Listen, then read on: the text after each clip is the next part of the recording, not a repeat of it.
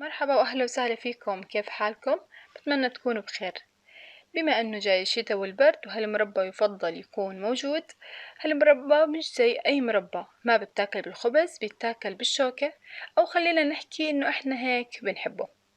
وبرضه ممكن يقدم كضيافة مع الجوز.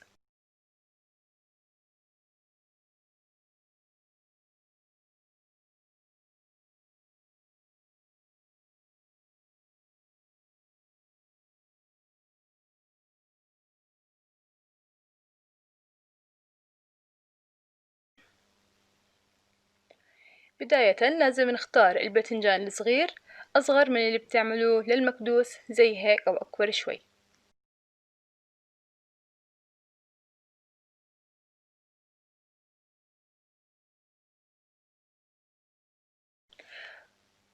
وراح نحتاج لمادة الكلس أو للجير، بتلاقوها عند مواد البنا أو ممكن تجيبوها من أمازون، اسمها بيكلينج لايم. وهاي المادة مش سامة لا تخافوا منها. راح نجيب دلو أو طنجرة، بحط فيها ملعقتين من الكلس وبذوبهم وبخليهم على جنب لحد ما أقشر الباذنجان. انتبهوا لا توصلوا للبذر، وعلى طول حطوها بالمحلول.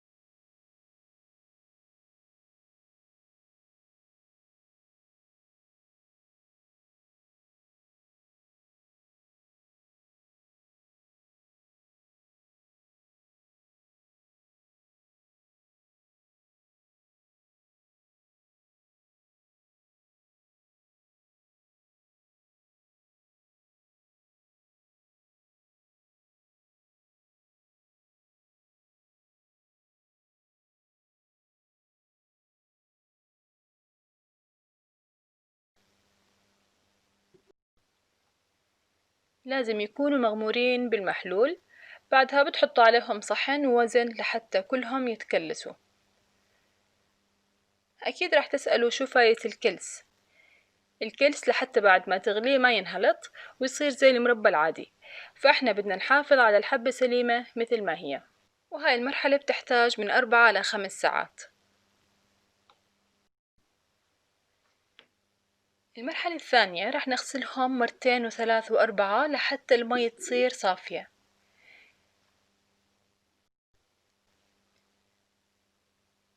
هلأ هاي المي اللي فيها الكلس بس يترسب لتحت، كبوا المي. أما الكلس كبوه بكيس، لا تكبوه بالمجلة لحتى ما تسكر البلوعة. خذوا هالملاحظة بعين الاعتبار. بعد ما غسلتهم كويس بدي أطبخهم بالقطر. المقادير عندي: كيلو باذنجان، حطيت لهم كيلو سكر ولترين مي.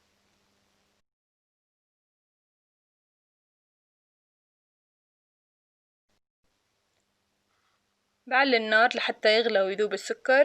بس يغلو بنزل حبات الباذنجان وبنزل النار على الواطي، وبضيف ملعقة صغيرة ملح ليمون أو سيتريك أسيد،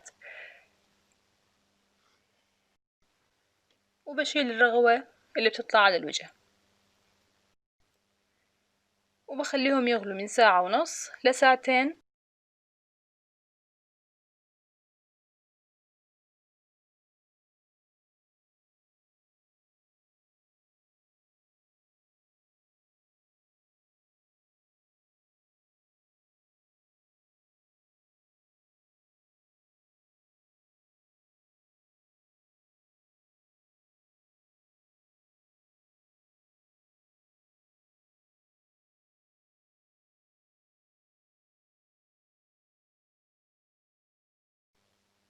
بس تشوفوا لونهم صار ذهبي وما فيهم طعم الباذنجان، بتحطوا النكهة المفضلة عندكم.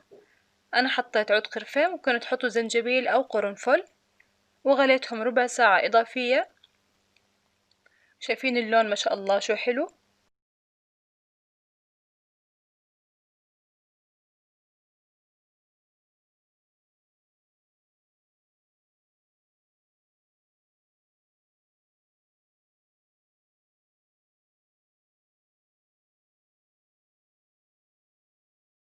خلص هيك طفيت عليهم، وبس يبردوا بعبيهم بالمرتبان، بحط عليهم القطر تبعهم. شايفين الجمال؟ وما بدي أحكي لكم عن الطعم قديش إنه روعة وكتير كتير زاكي. وهون بتكون وصفتنا خلصت معنا لليوم. بتمنى تكونوا استفدتوا واستمتعتوا بهاي الوصفة، وكالعادة أي سؤال أو استفسار اكتبوا لنا تحت في التعليقات.